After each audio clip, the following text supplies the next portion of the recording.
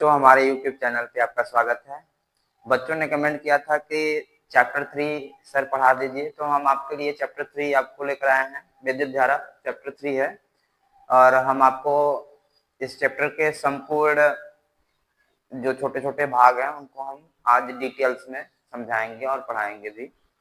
तो please like और comment जरूर कर दीजिए, साथ साथ आप शेयर करना ना भूलें अपने 5 दोस्तों में। इस प्रकार से आपकी भी रुचि बढ़ेगी और जो बच्चे नहीं जानते हैं तो इस वीडियो के माध्यम से चैप्टर 3 का जितने भी प्रोसेस हैं वो डिटेल में पढ़ सकेंगे।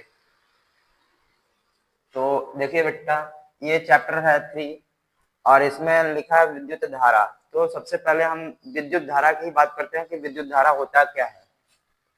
तो लिखते हैं विद्युत धारा, हेडिंग लिखेंगे विद्युत धारा। इसको इंग्लिश में बोलते हैं इलेक्ट्रिक करंट। इलेक्ट्रिक करंट मतलब होता है विद्युत धारा। अब विद्युत धारा हम किसे कहते हैं, तो हम जानते हैं कि आवेश प्रवाह की दर को विद्युत धारा कहते हैं। तो यहाँ पे लिख लेते हैं आवेश प्रवाह की दर को विद्युत धारा, विद्युत धारा कहते हैं। इसको आप बोलचाल की भाषा में क्या बोलते हैं बेटा? देखो, बोलचाल की भाषा में, बोलचाल की भाषा में बिजली बोलते हैं। बिजली इंग्लिश बोलते हैं इलेक्ट्रिसिटी। इलेक्ट्रिसिटी कहते हैं। बोलचाल की भाषा में इसको क्या बोलते हैं? बिजली। क्या बोलते हैं? बिजली। तो बेटा इसमें आप अब ये क्या कैसे बनता है, किस प्रकार से बनता है, तो हम इसका प्रोसेस बताते हैं। सबसे पहले ये पदार्थ हम जानते हैं, पदार्थ के जो कण होते हैं बेटा, पदार्थ के कण मुख्य रूप से 3 प्रकार का होता है। मुख्य रूप से 3 प्रकार का होता है। 3 प्रकार का, 3 सॉरी यहाँ पे प्रकार का होता है। फर्स्ट आप लोग जानते होंगे इलेक्ट्रॉन। इलेक्ट्रॉन हिंदी में लिखते हैं, इंग्लिश और हिंदी दोनों, इलेक्ट्रॉन। सेकेंड आपका है प्रोटॉन। Proton, proton. उसके बाद होता है थर्ड आपका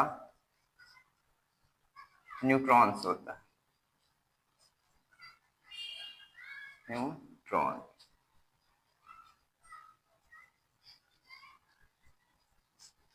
न्यूट्रॉन। तो जो बेटा कोई जब धातु इलेक्ट्रॉन को अगर त्यागता है तो पॉइंट में आप लिख सकते हैं, नोट पॉइंट में पहला ऐसे स्टार बना दीजिए, चाहे स्टार बनाइए चाहे इस तरह से आप फर्स्ट इस तरह से डाल सकते हैं। फर्स्ट नोट, फर्स्ट में जब कोई धातु, जब कोई धातु, भाई धातुओं के अंदर इलेक्ट्रॉन त्यागने की प्रवृत्ति होती है और धातुओं के जो प्रवृत्ति होती है वो इलेक्ट्रॉन ग्रहण करने की। तो भाई जो कोई अगर दे रहा है तो कोई लेने वाला भी होना चाहिए। तो कोई जो देगा और 2 पर्सन होगा, एक देगा एक लेगा। तो उसी तरह से धातु और अधातुएं होती हैं। जो धातुएं होती है वो इलेक्ट्रॉन को त्यागती हैं और अधातुएं इलेक्ट्रॉन का ग्रहण करते हैं। तो जब कोई धातु इलेक्ट्रॉन को त्यागता है, इलेक्ट्रॉन को त्याग करता है या त्यागता है, तब धातु क्या हो जाता है? तब धातु धनायन हो जाता है बेटा। धनायन, धनायन होता है, हो जाता है या होता है। और सेकंड्स में इसका सेकंड क्या है? सेकंड में जब कोई अधातु, अधातु, धातु, उपधातु, तीनों पॉइंट में आप लिख सकते हैं। अधातु इलेक्ट्रॉन का या इलेक्ट्रॉन को ग्रहण करती है, तब वह ऋणायन क्या बनाती है? ऋणायन, ऋणायन होता है। ये प्रोसेस है बेटा। और हम जानते हैं कि जो नाभिक में, आप जानते हैं कि नाभिक में क्या होता है? नाभिक के अंदर, नाभिक के अंदर, नाभिक के अंदर आप लोग जानते हैं क्या होता है? प्रोटॉन और न्यूट्रॉन, प्रोटॉन और न्यूट्रॉन दोनों ही नाभिक के अंदर होता है। और इलेक्ट्रॉन जो होता है बेटा, इलेक्ट्रॉन और इलेक्ट्रॉन नाभिक की चारों ओर, चारों ओर चक्कर लगाता है, चक्कर लगाता है। संरक्षण सिद्धांत क्या होता है बेटा? आवेश संरक्षण सिद्धांत,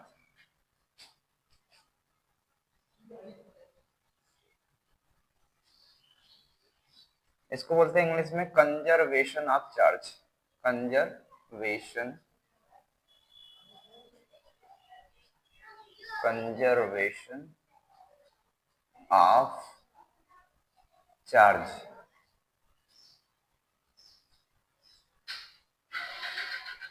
आवेश संरक्षण सिद्धांत, इस सिद्धांत से आपको ये पता होगा कि आवेश को न तो उत्पन्न किया जा सकता है और न ही नष्ट किया जा सकता है, केवल एक रूप से दूसरे रूप में रूपांतरित किया जा सकता है। तो हम यहाँ पे लिख सकते हैं आवेश को न तो उत्पन्न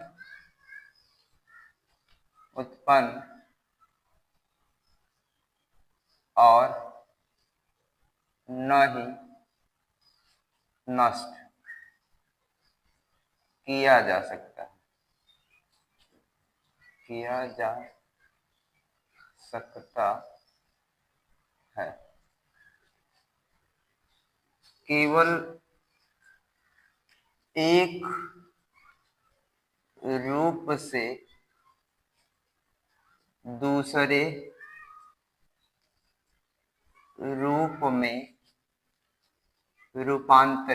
रूप में रूपांतरित किया जा सकता है।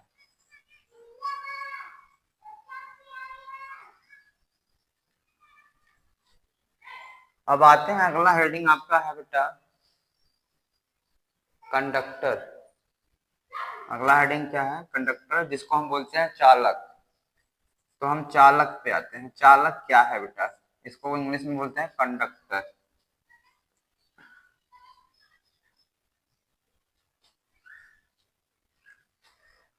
वह पदार्थ, वह पदार्थ, वह पदार्थ जिसमें आवेश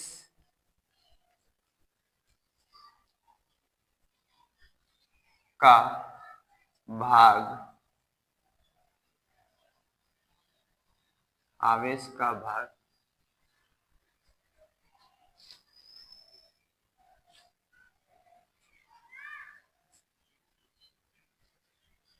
एक स्थान से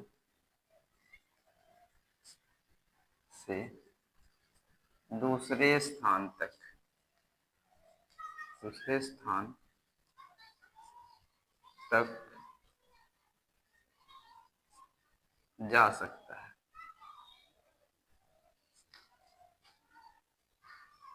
उसे चालक कहते हैं।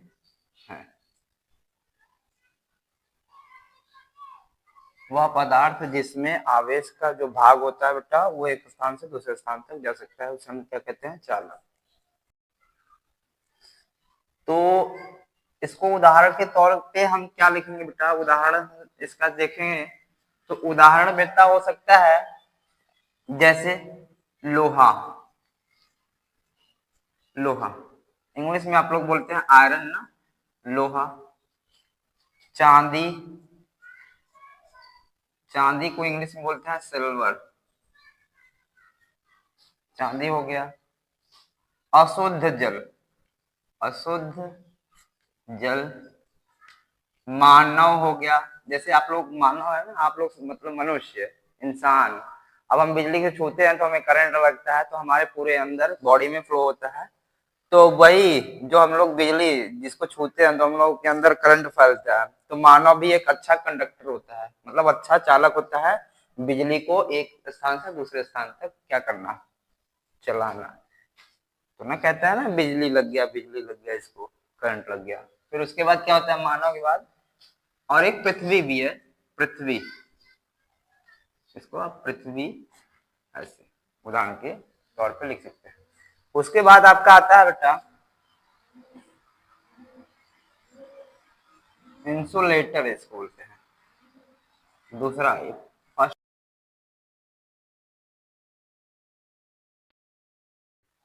इंसुलेटर का मतलब विद्युत रोधी, विद्युत रोधी, विद्युत रोधी। अब क्या है इसका परिभाषा आप किस तरह से देंगे? जैसे ये दिए इसका परिभाषा, इसमें विद्युत आ जा रहा है ना, मतलब आवेश आ जा रहा है, इसमें नहीं आता नहीं जाता, नहीं आता है नहीं जाता, एक स्थान से दूसरे स्थान तक आ जा नहीं सकता है। तो इसको इस तरह से यही D2 लिख देंगे, वही चीज सेम, और थोड़ी सी इसमें चेंजेस करना पड़ेगा। वह पदार्थ जिसमें आवेश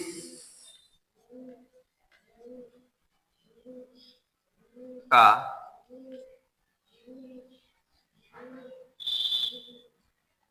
आवेश को एक भाग से आवेश को एक भाग से दूसरे भाग तक नहीं लाया जा सकता है, उसे विद्युत रोधी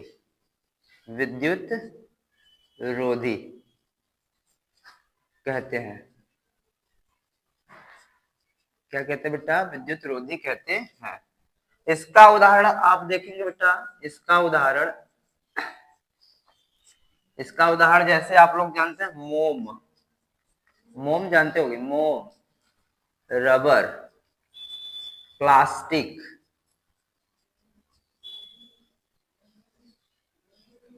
शुद्ध जल।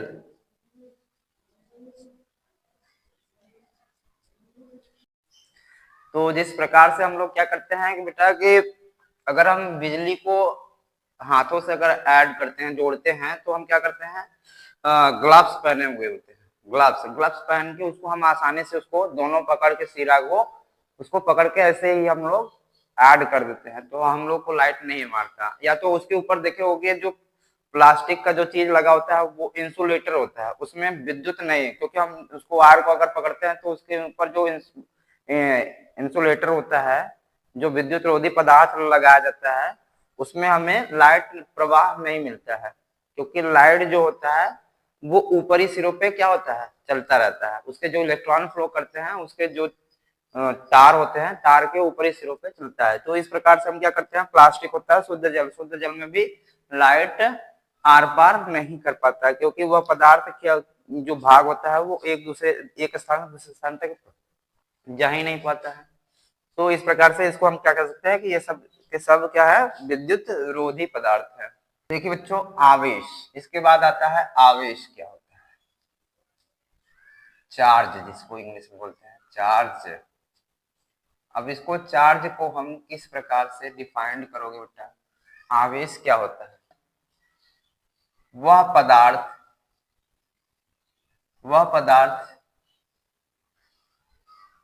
जो सामान्य व्यवहार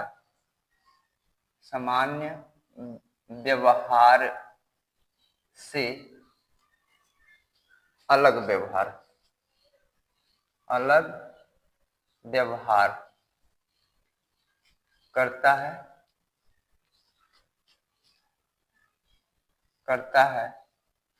जिसके कारण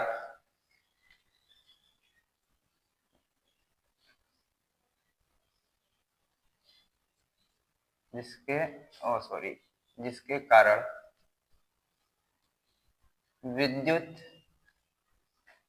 धारा या विद्युत क्षेत्र या चुंबकीय क्षेत्र उत्पन्न करता है, चुंबकीय क्षेत्र उत्पन्न करता है, आवेश कहलाता है बेटा, आवेश कहलाता है। हम इस आवेश को क्या बोल सकते हैं बेटा, वह पदार्थ जो सामान्य व्यवहार से अलग ही व्यवहार करता है, जिसके कारण वह या तो विद्युत क्षेत्र उत्पन्न करेगा या तो चुंबकीय क्षेत्र उत्पन्न करेगा, वो आवेश कहलाता है बेटा। आवेश के भी प्रकार होते हैं, आवेश मुख्यतः दो प्रकार के होते हैं। आवेश क्या लिखेंगे, आवेश मुख्यतः दो प्रकार के होते हैं। आवेश मुख्यतः कितने प्रकार के, दो प्रकार के होते हैं बेटा। पहला होता है धनावेश,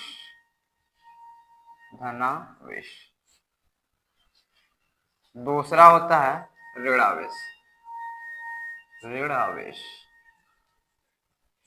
इसको इंग्लिश में बोलते हैं पॉजिटिव चार्ज, और इसको बोलते हैं इंग्लिश में नेगेटिव चार्ज। देखो बच्चा कि धन आवेश और ऋण आवेश, अब हम क्या पढ़ते हैं कि समान आवेश पढ़ते हैं, समान आवेश, जो समान आवेश होते हैं बेटा, समान आवेश एक दूसरे को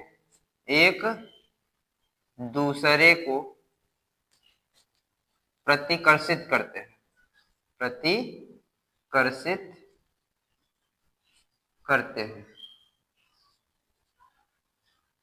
प्रतिकर्षित का मतलब होता है रिपल, इंग्लिश में रिपल बोलते हैं। यहाँ पे इक्वल आवेश जो होते हैं, इक्वल चार्ज। और सेकेंड में क्या होता है, विपरीत चार्ज जो होते हैं, विपरीत आवेश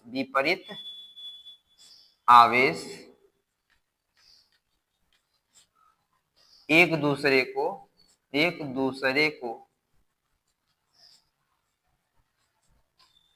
आकर्षित, इंग्लिश में बोलते हैं अट्रैक्ट, आकर्षित करते हैं। अगला जो हेडिंग है, आवेश का क्वांटीकरण,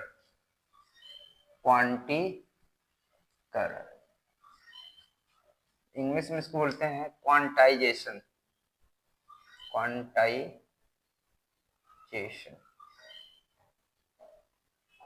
ऑफ चार्ज।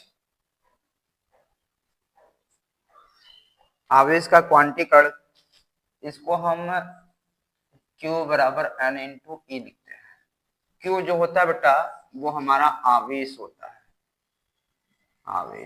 N क्या है, इलेक्ट्रॉनों की संख्या या पूर्ण गुणज बोल सकते हैं, एक इलेक्ट्रॉनों का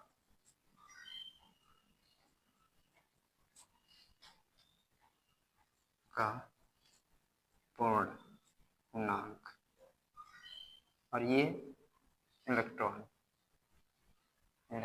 है। इसका अगर परिभाषा देखें तो बेटा इसको किस प्रकार से कह सकते हैं कि आवेश का क्वांटीकरण किसे कहते हैं, तो हम कहेंगे इलेक्ट्रॉनों का, एक इलेक्ट्रॉनों का पूर्ण गुणज ही इलेक्ट्रॉन के चार्ज का आवेश की क्वांटीकरण कहलाता है। या आवेश को हम इस प्रकार से भी लिख सकते हैं, आवेश का क्वांटीकरण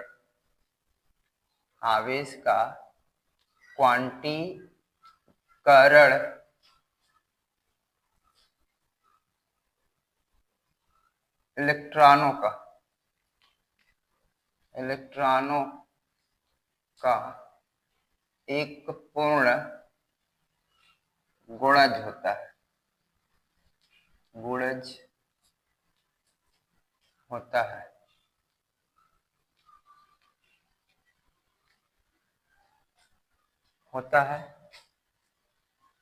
इसे Q बराबर है N इंटू E लिखते हैं, और Q हमारा जो है बेटा आवेश है, N इलेक्ट्रॉनों का पूर्ण गुणांक है या पूर्णांक है, और E क्या है, इलेक्ट्रॉन्स है। तो Q का मात्रक जो आवेश का जो मात्रक होता है बेटा, आवेश Q आवेश है ना, आवेश को हम Q से प्रदर्शित करते हैं, और इसका मात्रक जो होता है बेटा, इसका मात्रक, इसका SI मात्रक जो कह सकते हैं, SI मात्रक होता है कूलाम।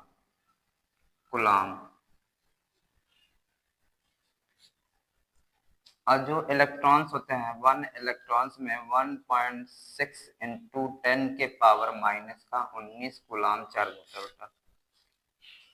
तो इसको, और ये क्या है, नंबर्स ऑफ इलेक्ट्रॉन, मतलब इलेक्ट्रॉनों की संख्या।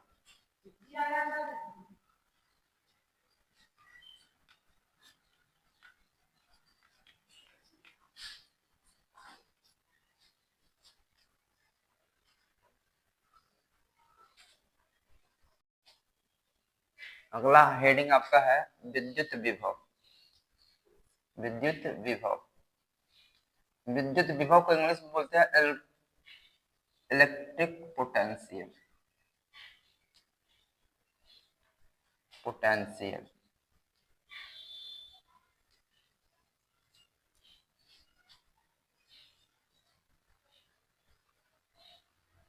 इसको हम किस तरह से कह सकते हैं, एकांक बिंदु आवेश, इसका परिभाषा होता है एकांक बिंदु आवेश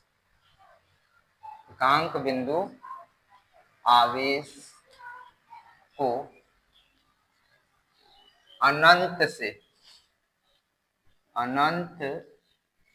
से विद्युत क्षेत्र में स्थित किसी बिंदु तक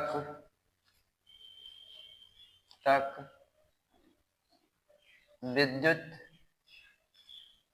बल के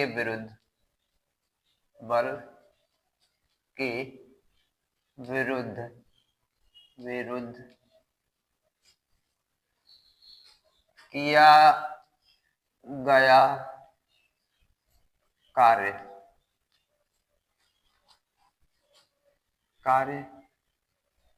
उस बिंदु पर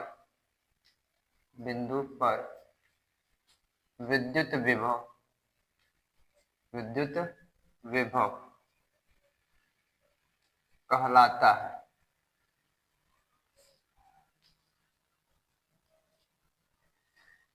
इसे V से प्रदर्शित करते हैं। इसका मात्रक वोल्ट, जो मात्रक होता है SI यूनिट में वोल्ट होता है। होता है।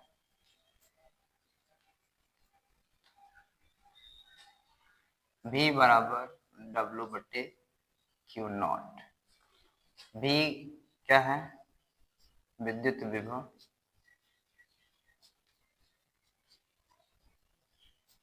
W क्या है? किया गया कार्य, विद्युत बल के विरुद्ध किया गया कार्य। और Q0 क्या है? एकांक आवेश, एकांक आवेश। विद्युत विभवांतर अगला हेडिंग है, विद्युत विभवांतर, विभवांतर। इसको इंग्लिश में बोलते हैं पोटेंशियल डिफरेंस बेटा, पोटेंशियल डिफरेंस।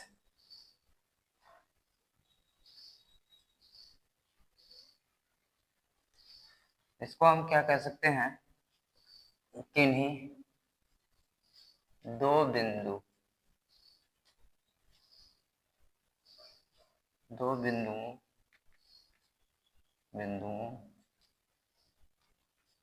के बीच का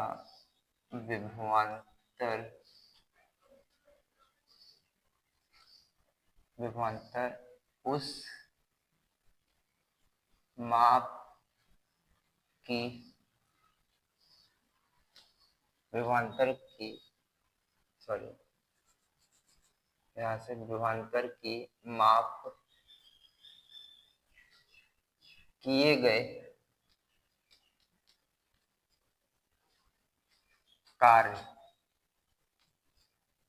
कार्य से होती है,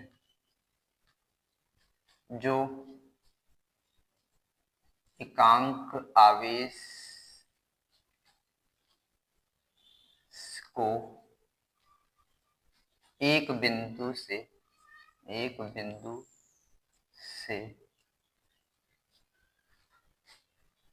दूसरे बिंदु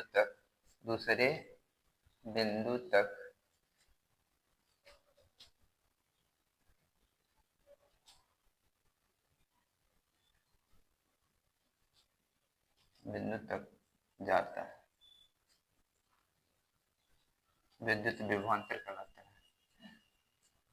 विभवांतर कहलाता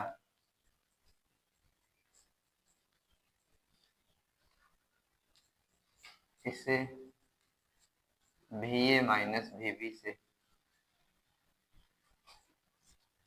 प्रदर्शित करते हैं।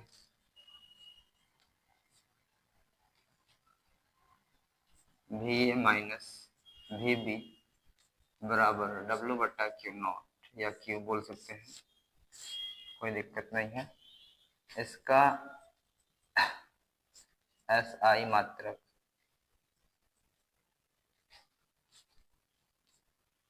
वोल्ट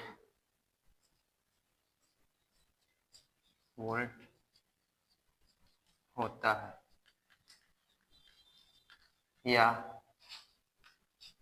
जूल प्रति कूलम होता है। देखिए बच्चों, सेल हेडिंग है, सेल। इसको इंग्लिश में सेल बोलते हैं। सेल मतलब होता है बैटरी। तो सेल किसे कहते हैं? यह एक ऐसी युक्ति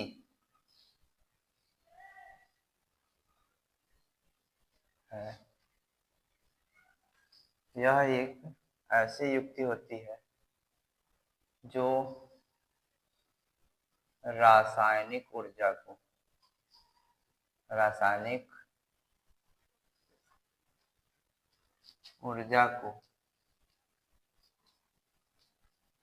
विद्युत ऊर्जा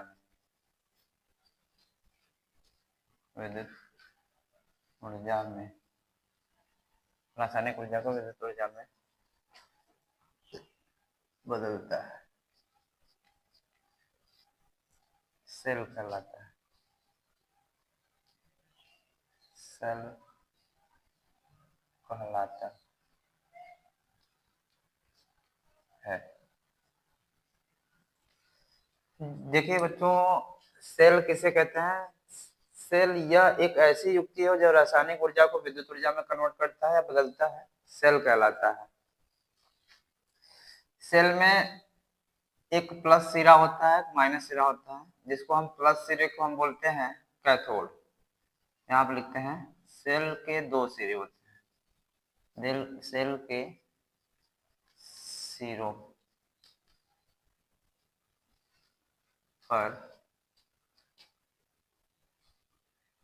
या सेल के सिरों का नाम इस तरह से लिख लेते हैं। नाम फर्स्ट है आपका कैथोड। कैथोड। दूसरा होता है एनोड। एनोड जो होता है वो माइनस होता है, कैथोड जो होता है वो प्लस होता है। अब सेल के भी प्रकार होते हैं बेटा। सेल के प्रकार। सेल के क्या प्रकार होते हैं? सेल दो प्रकार का होता है। सेल कितने प्रकार का होता है बेटा? दो प्रकार। सेल दो प्रकार का होता है। सेल कितने प्रकार का होता है? दो प्रकार का। पहला होता है बेटा प्राथमिक सेल। प्राथमिक सेल, जिसको प्राइमरी सेल भी कहते हैं इंग्लिश में। दूसरा होता है द्वितीयक सेल, इसको बोलते हैं सेकेंडरी सेल। अब हमें कहा जाए कि प्राथमिक सेल का अगर परिभाषा दिया जाए तो क्या कहेंगे? प्राथमिक सेल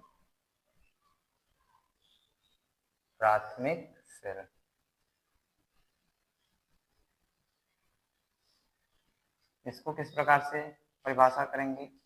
देखेंगे यह एक ऐसा सेल है, यह एक ऐसा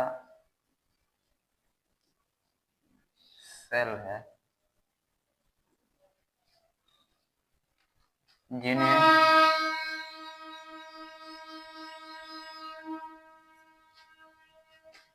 पुनः आवेशित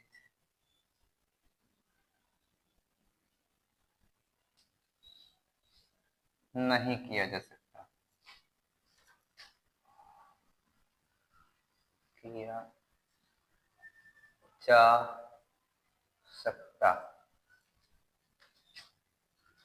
प्राथमिक सेल कहलाता है। प्राथमिक सेल कहलाता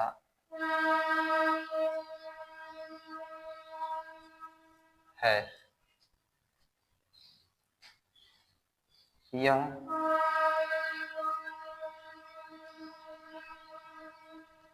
रासायनिक ऊर्जा को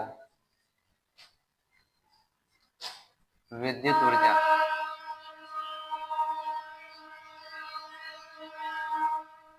ऊर्जा में बदलता है।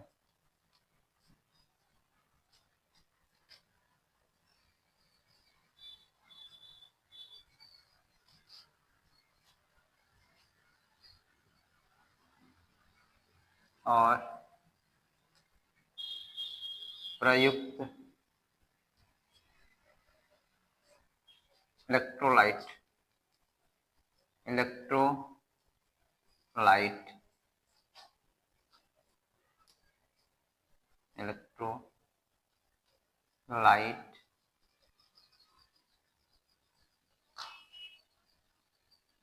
तथा इलेक्ट्रॉन की हानि होती है।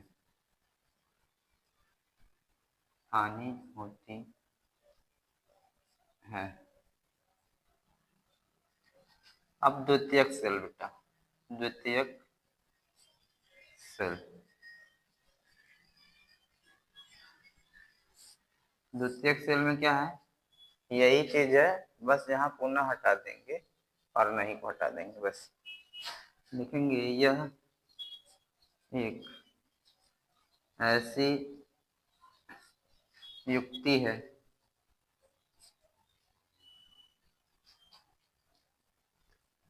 जिन्हें पुनः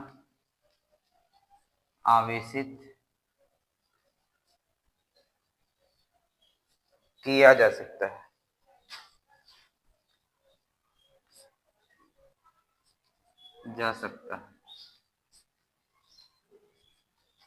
द्वितीयक सेल कहलाता है।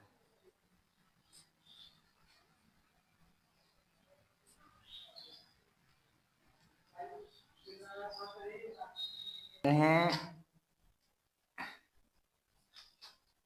काम में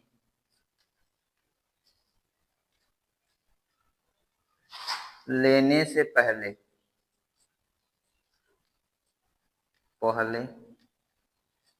आवेशित किया जाता है, आवेशित किया जाता है।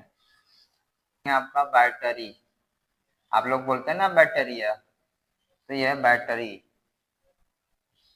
बैटरी, बैटरी किसे कहते हैं, आप लोग इसका परिभाषा नहीं जानते, लेकिन हम बता रहे हैं परिभाषा। यह एक ऐसा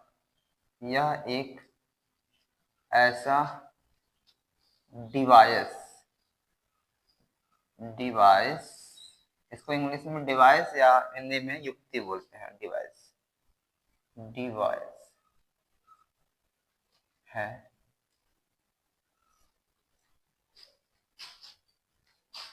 यह एक ऐसा डिवाइस है जो रासायनिक ऊर्जा को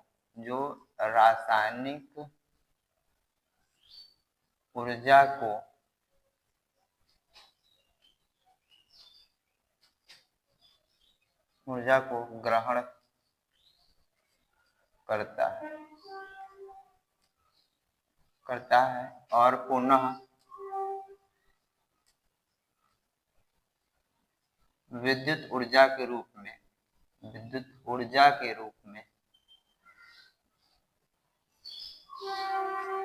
ऊर्जा में रूपांतरण करता है।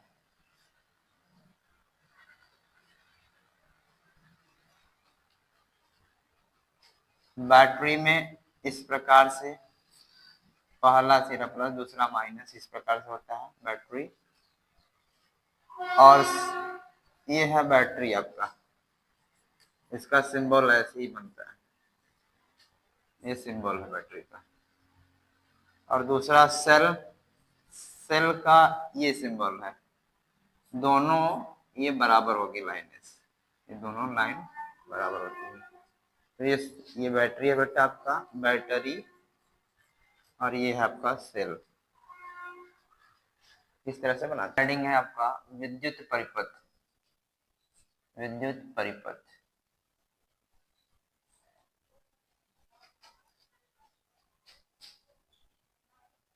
वह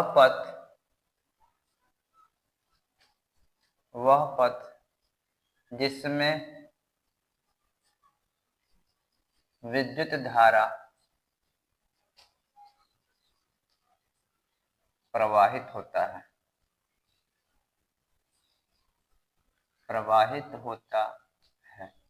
छोटा सा लाइन है, वह पथ जिसमें विद्युत धारा प्रवाहित होता है उसे उस पथ का विद्युत परिपथ कहलाता है, या विद्युत परिपथ कहते हैं।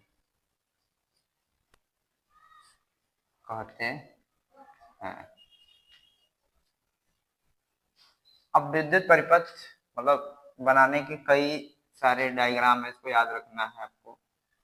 तो हम आपको बताते हैं विद्युत परिपथ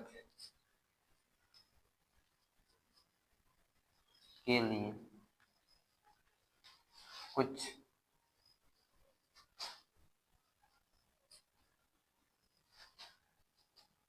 विभिन्न या कुछ लिख सकते हैं चित्र याद रखना है।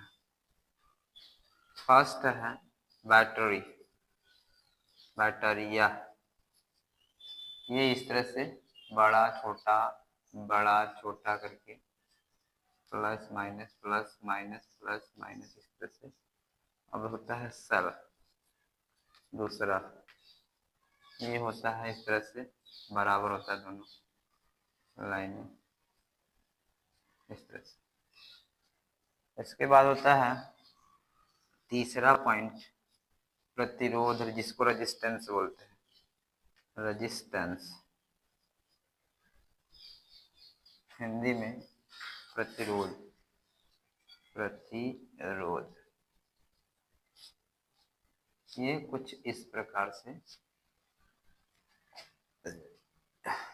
एक होता है इस तरह से धारा नियंत्रक, धारा नियंत्रक,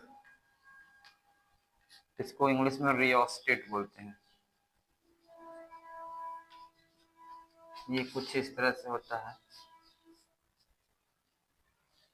अब अगर आता है संधि, संधि, संधि इसको बोल देते हैं। किस प्रकार संधि होता है? इस प्रकार से संधि होता है, ये संधि है।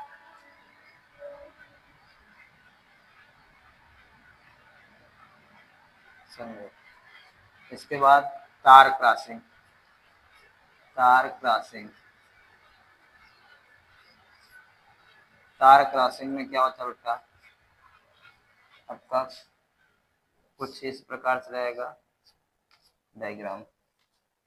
इसके बाद आपका डायग्राम है, चलो इसको मिटाने के बाद बताते हैं आपको। कुंजी, कुंजी को इस तरह से बनाया जाता है, कुंजी इसको बोलते हैं।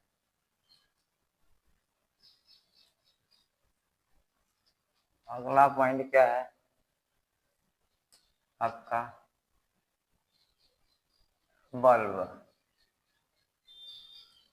बल्ब कुछ इस प्रकार से बनाया जाता है। और इसके बाद अगला पॉइंट आपका है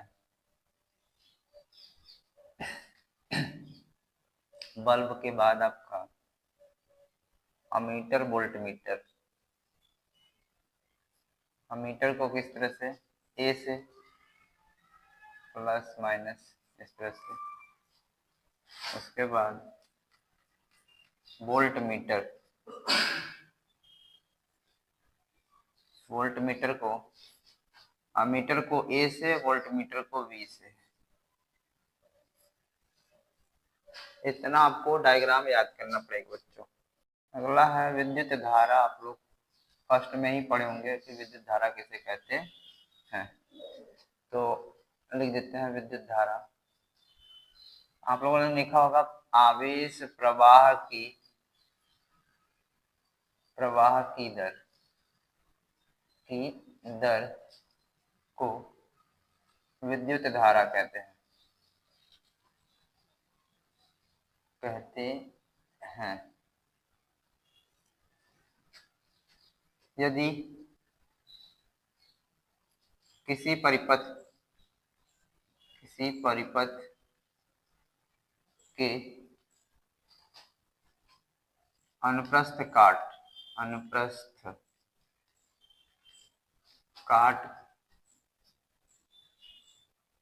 काट से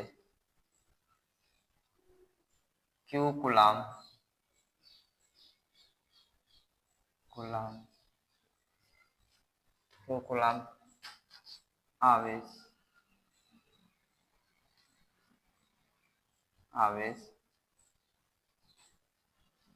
आवेश किसी समय t सेकंड में t सेकंड से प्रवाहित हो रही हैं तो विद्युत धारा I बराबर Q अपॉन T होता है, जहां I विद्युत धारा है, Q आवेश है, T जो है बेटा वो समय है। इन सबका मात्रक बेटा, इसका मात्रक होता है विद्युत धारा का मात्रक एम्पियर हिंदी में लिख देते हैं एम्पियर। दूसरा आवेश का मात्रक होता है कूलाम और समय का मात्रक होता है, समय को सेकंड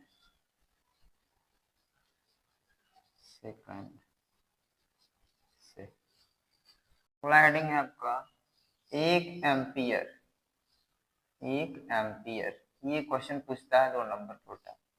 1 एम्पियर, इसकी परिभाषा कैसे लिखेंगे? यदि किसी परिपथ में यदि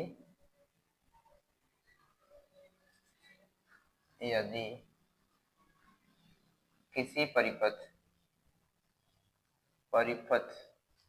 में 1 कूलाम आवेश को 1 सेकंड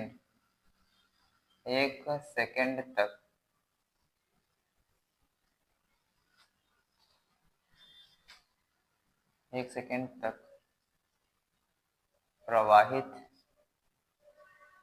किया जाए तो उस परिपथ में बहने वाली धारा 1 एम्पियर कहलाती है।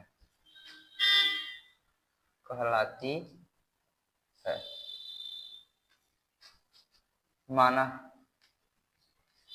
Q बराबर 1 कूलाम चार्ज तथा T बराबर 1 सेकेंड है तो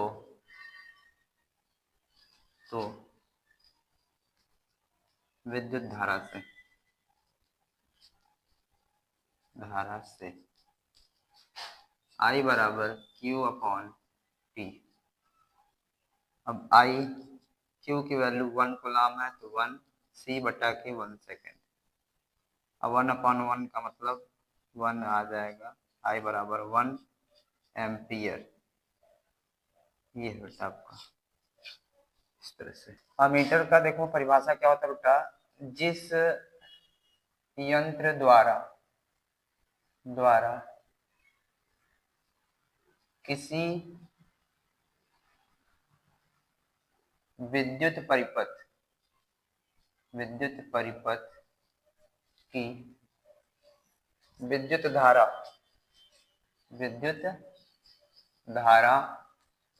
मापी जाती है उसे अमीटर कहते हैं बेटा, अमीटर कहते हैं। और इसे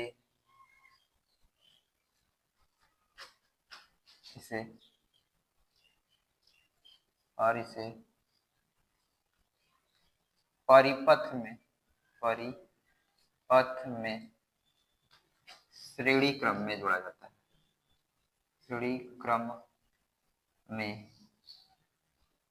जाता है।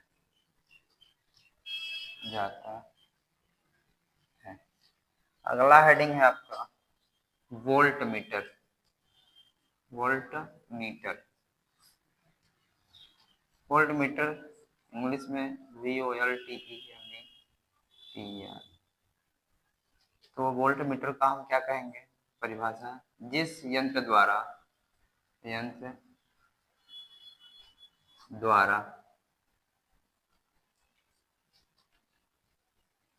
किसी विद्युत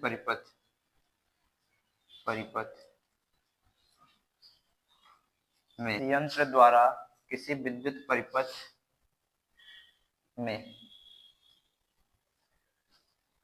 दो बिंदुओं के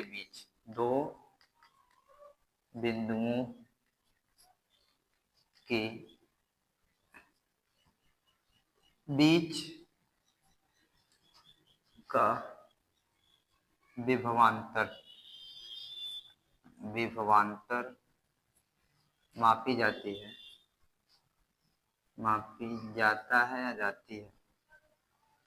उसे वोल्ट मीटर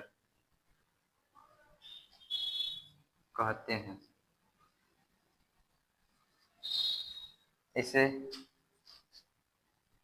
परिपथ में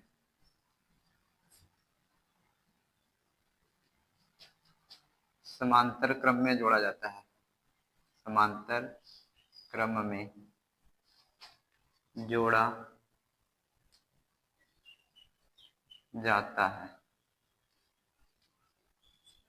देखिए बच्चों, अमीटर वोल्ट मीटर में अंतर, अमीटर तथा वोल्ट मीटर में अंतर पूछा जाता है। तो आप एक तरफ अमीटर लिखेंगे, एक तरफ वोल्ट मीटर। अभी आप लोगों ने देखा अमीटर और वोल्ट मीटर करता क्या है। अमीटर धारा को मापता है, फर्स्ट पॉइंट लिख देंगे। अमीटर धारा को मापता है,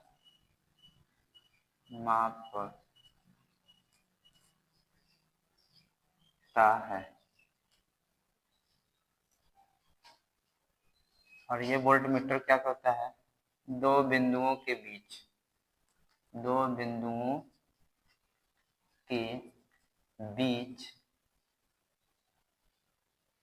विभवांतर को मापता है,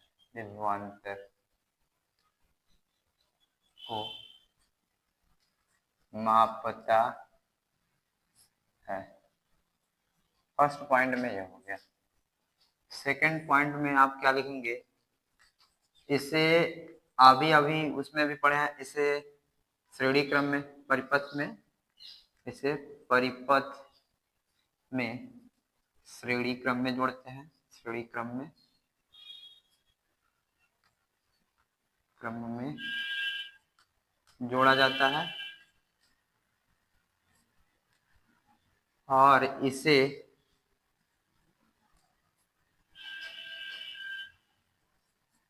परिपथ में समांतर क्रम में जोड़ा जाता है। तीसरा पॉइंट यह है बेटा, इसे इस सिंबल से प्रदर्शित करते हैं,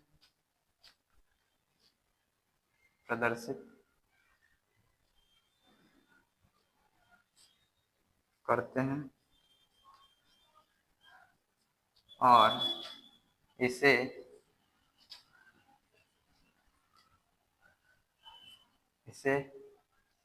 इस सिंबल से प्रदर्शित करते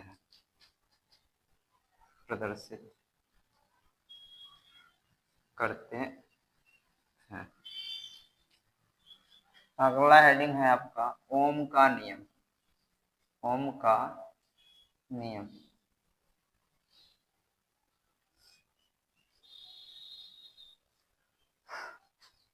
ओम के नियमानुसार आप लोगों ने यह ओम का नियम कब लागू हुआ था बेटा, 1826 में जॉर्ज साइमन ओम ने बताया यदि किसी परिपथ के सिरों पर लगाया गया विभवांतर तथा उसमें बहने वाली धारा के लिए एक नियम बताया।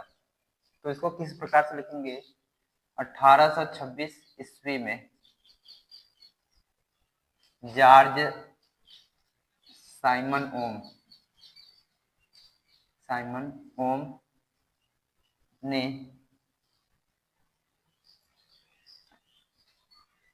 किसी विद्युत परिपथ या किसी परिपथ में बहने वाली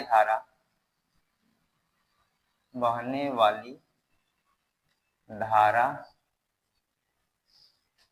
तथा उसके सिरों पर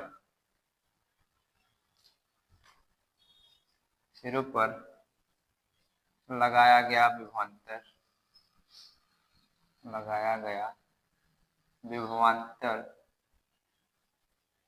पर एक नियम दिया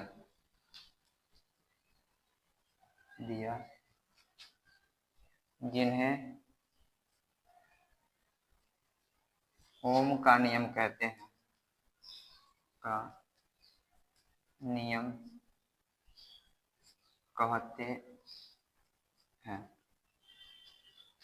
उन्होंने बताया कि यदि किसी परिपथ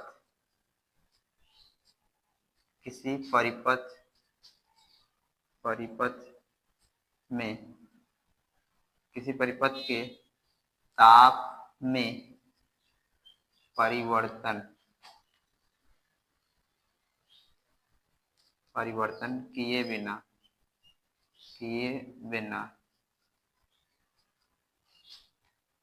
उसके सिरों पर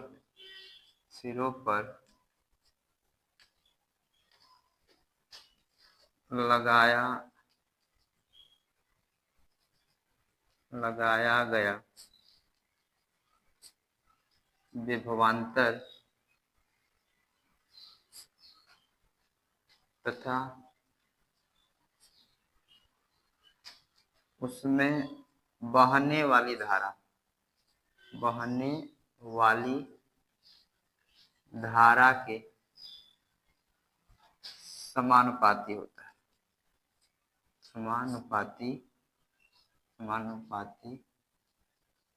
होता है। दी प्रोपोर्शनल आई, प्रोपोर्शनल का साइन हटता है तो एक कांस्टेंट वैल्यू जुड़ता है, v बराबर आई इंटू आर। ये जो r है बेटा वो कांस्टेंट वैल्यू होता है, तो i यहाँ बटा हो जाएगा, v बटे i हो जाएगा, और ये हो जाएगा r क्या है? एक नियतांक है। r क्या है? नियतांक। और इस प्रकार से यहाँ पे इसको देखा जाए तो इसका मात्रक क्या होता है? वोल्ट। और इसका अगर मात्रक देखा जाए तो ओम होता है। इसका मात्रक क्या होता है? मात्रक ओम होता है बेटा। इसको इस तरह से भी प्रदर्शित करते हैं, प्रतिरोध, या फिर इसको डायरेक्ट बोल सकते हैं प्रतिरोध। प्रतिरोध का मतलब होता है रुकावट, इलेक्ट्रिक रेजिस्टेंस।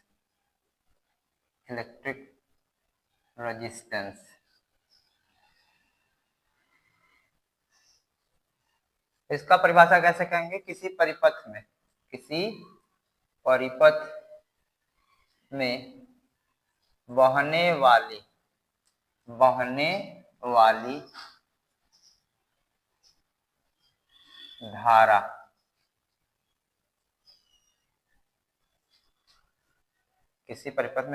धारा में रुकावट को ही प्रतिरोध कहते हैं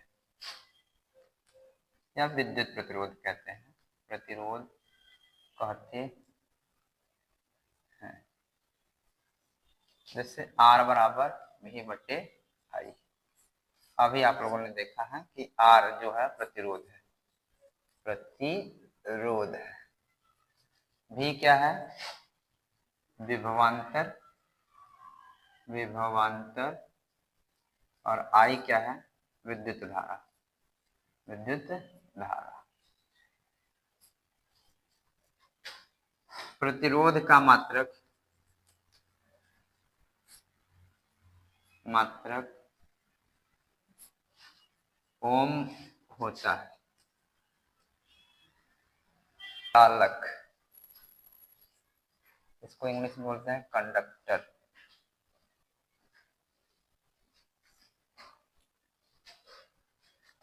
यहाँ आप लिखेंगे बहुत कम प्रतिरोध वाले, बहुत कम प्रतिरोध वाले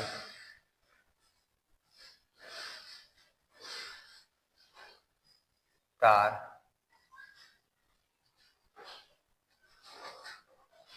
जिनमें से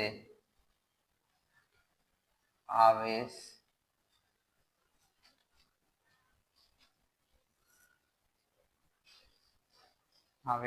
क्या प्रवाह होता है, प्रवाह होता है,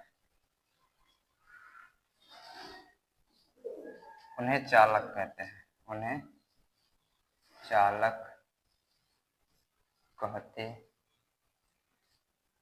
हैं।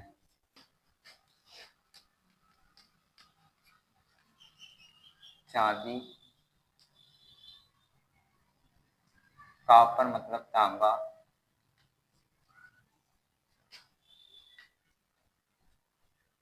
ये लिख सकते हैं आप लोग। दूसरा अगला हेडिंग है प्रतिरोधक। इसको रजिस्टर बोलते हैं बेटा, रजिस्टर। इसका परिभाषा है उच्च प्रतिरोधक वाले पदार्थ, उच्च प्रतिरोधक वाले पदार्थ, पदार्थ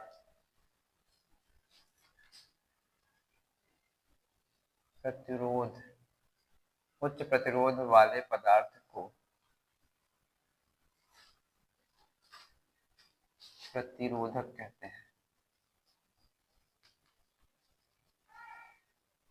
कहते हैं। वह कारक जिन पर चालक का प्रतिरोध निर्भर करता है, ये हेडिंग है बच्चा। तो लिखेंगे वह कारक जिन पर चालक का प्रतिरोध निर्भर करता है।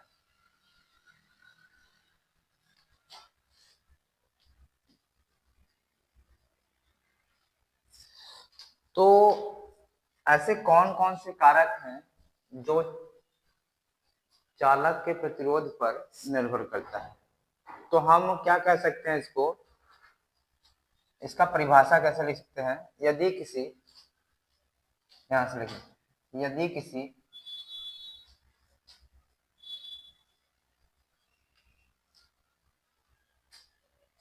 चालक के एक समान,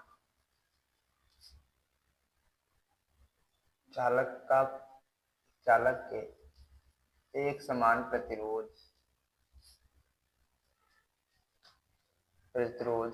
चालक के एक समान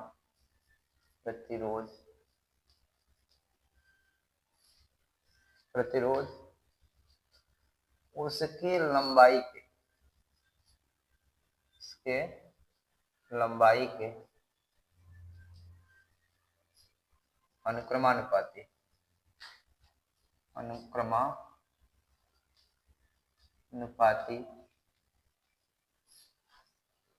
तथा अनुप्रस्थ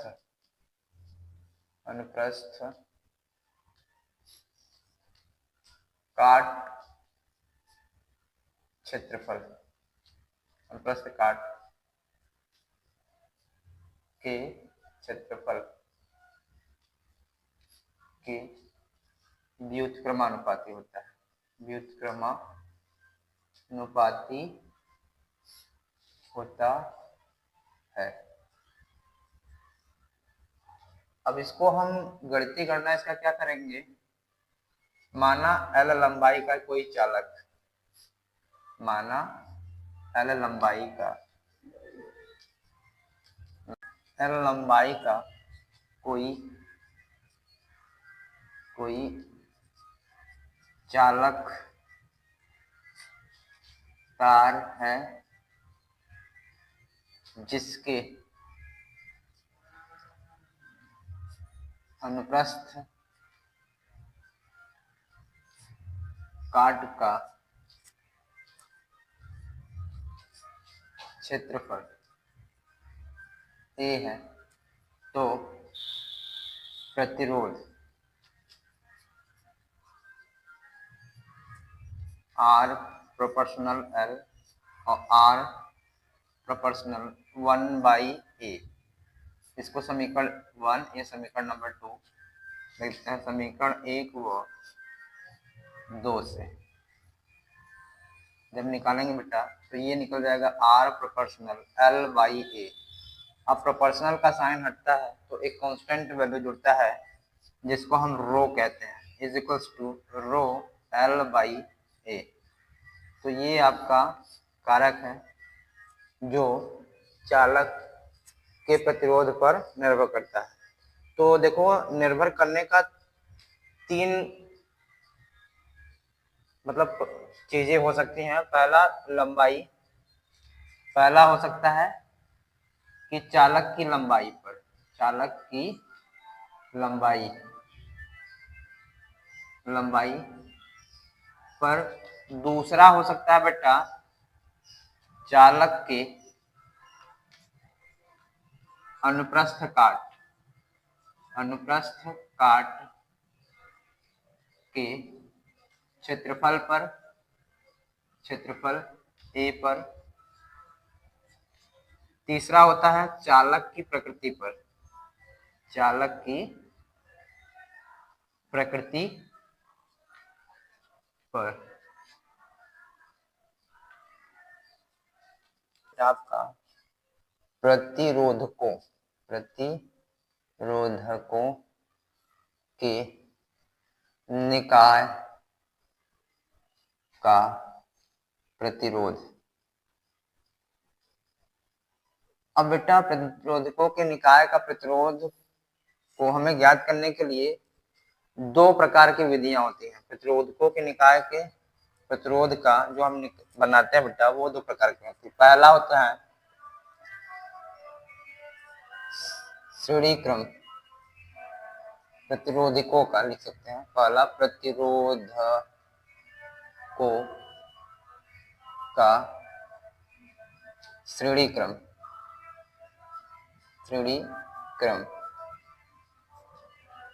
दूसरा हो सकता है बेटा प्रतिरोधकों का समांतर क्रम।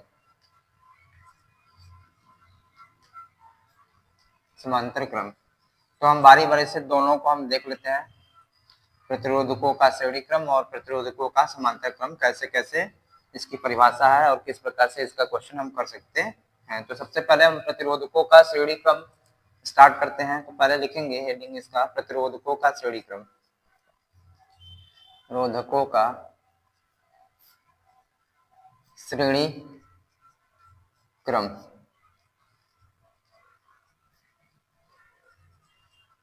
तो किसी भी परिपथ में, बेटा परिपथ में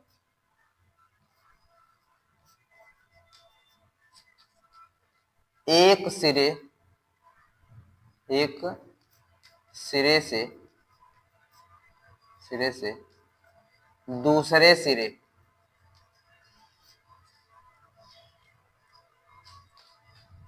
के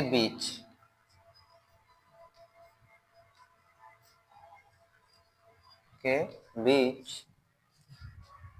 R1, R2 व R3 तीन प्रतिरोध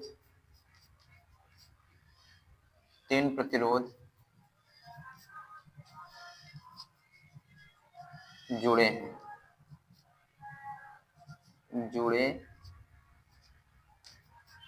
होते हैं। इस प्रकार का क्रम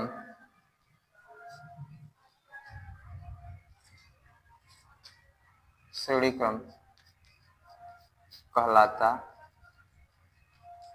है। नोट पॉइंट में बेटा याद रख लेना, नोट पॉइंट में यह याद रखना है, इसमें बेटा आपका वोल्टेज समान रहता है। इसमें लिख सकते हैं, इसमें विभव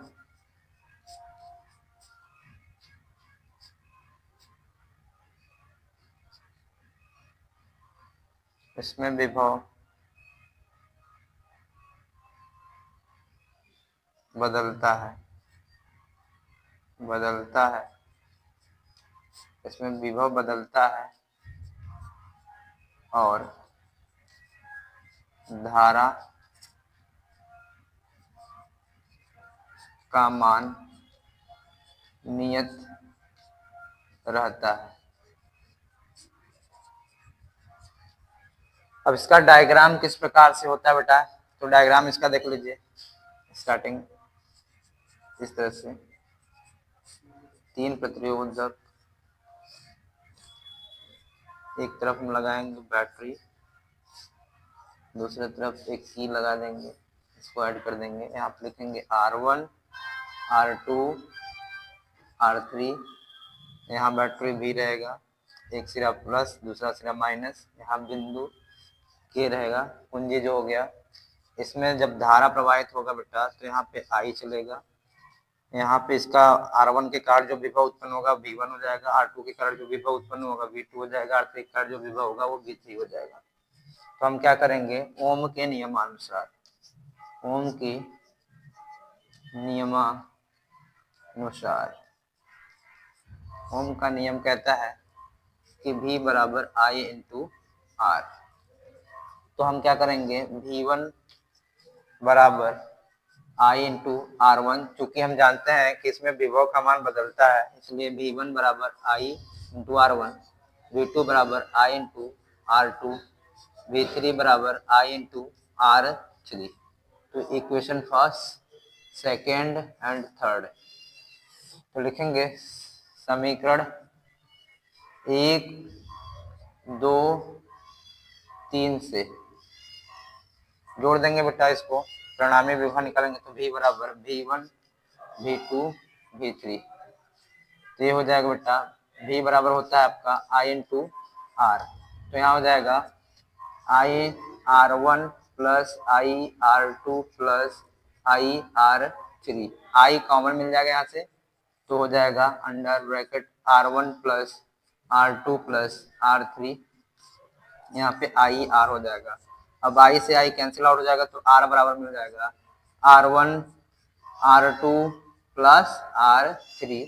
ये आपका जो मिलेगा बेटा वो श्रेणी क्रम का आपका फार्मूला हो जाएगा, इसे RS बोल सकते हैं। मतलब कहने का अर्थ ये हो जाएगा सीक्वेंस रेजिस्टेंस। प्रतिरोधक का समांतर क्रम बेटा, प्रतिरोधकों का जो समांतर क्रम है, घटकों का समांतर क्रम का परिभाषा क्या होता है, प्रतिरोधकों का एक ऐसा संयोजन जिसमें तीन प्रतिरोधक एक साथ बिंदुओं X तथा Y के बीच संयोजित होते हैं, और प्रतिरोधकों के इस क्रम को हम समांतर क्रम संयोजन कहते हैं। तो इसको, ये तो परिभाषा हो गया, इसका नोट पॉइंट आपको याद रखना बहुत जरूरी है, मोस्ट इंपॉर्टेंट है बेटा। नोट पॉइंट वो पहला था, ये दूसरा है। इसमें क्या होता है, उसमें विभव बदलता है, इसमें धारा बदलेगा। इसमें बेटा लिखेंगे, इसमें धारा का मान बदलता है, किंतु विभव का मान नियत रहता है। तो इसका डायग्राम किस तरह से बनाया जाएगा बेटा?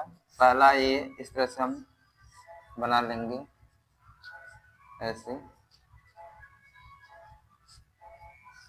इसमें 3 प्रतिरोधक होंगे।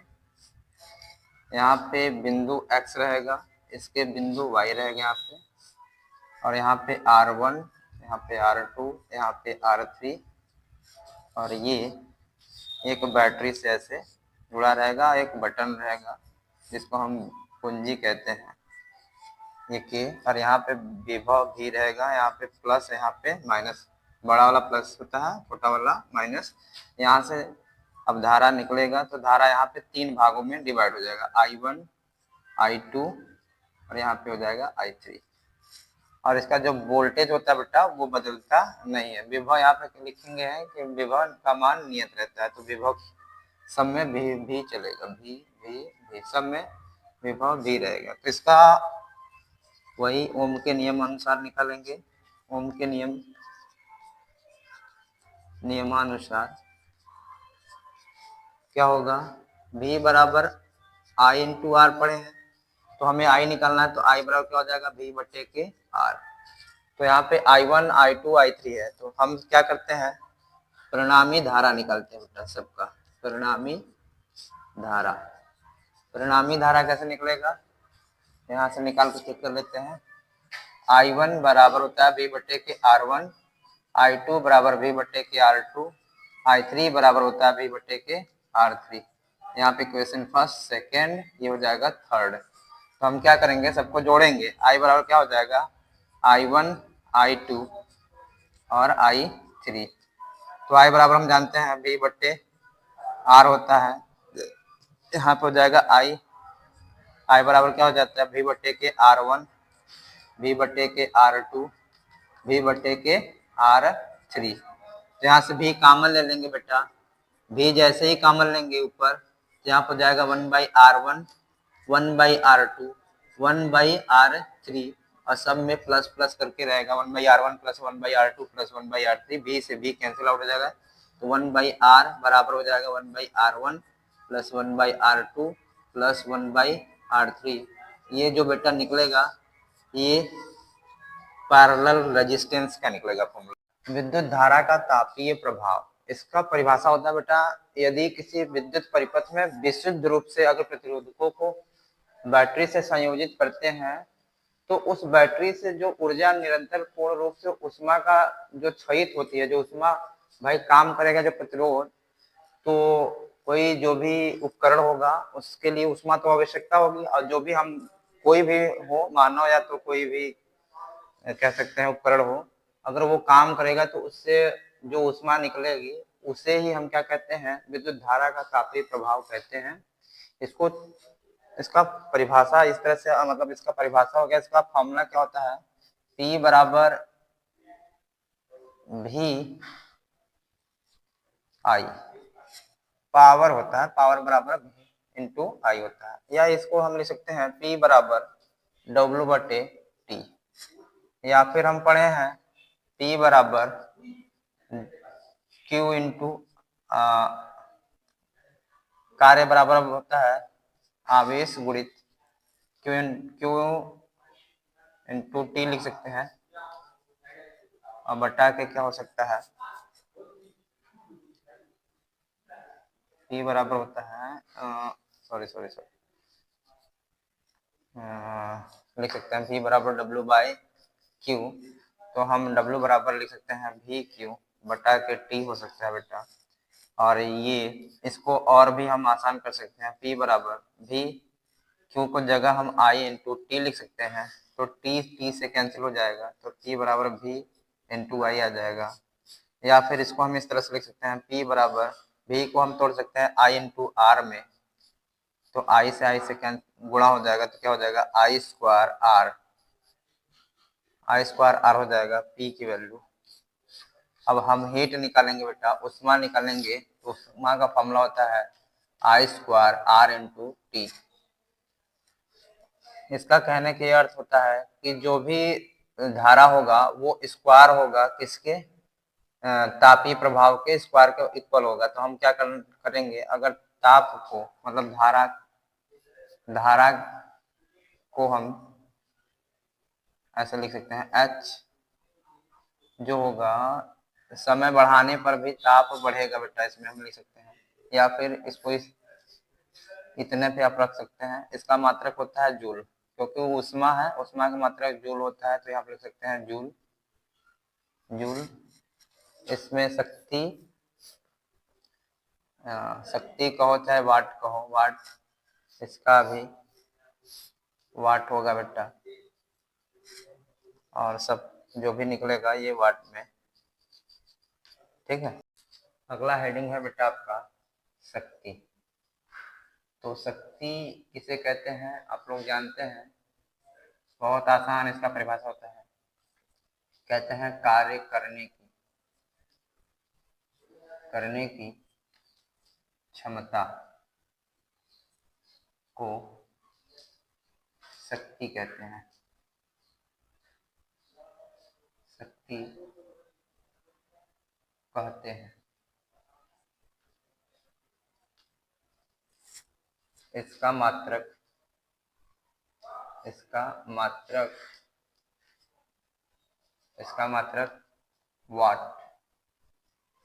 वाट होता है।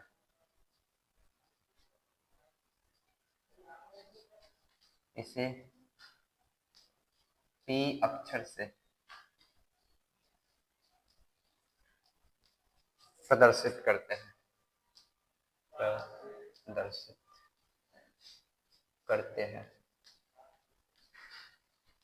अब P बराबर होता है W बटा के T, ये वाट रख सकते हैं। इसका और भी हो सकता है फॉर्मूला, P बराबर W बराबर हम जानते हैं V इंटू Q होता है बटा के T, ये भी लिख सकते हैं जब आवेश और विभव में हो क्वेश्चन।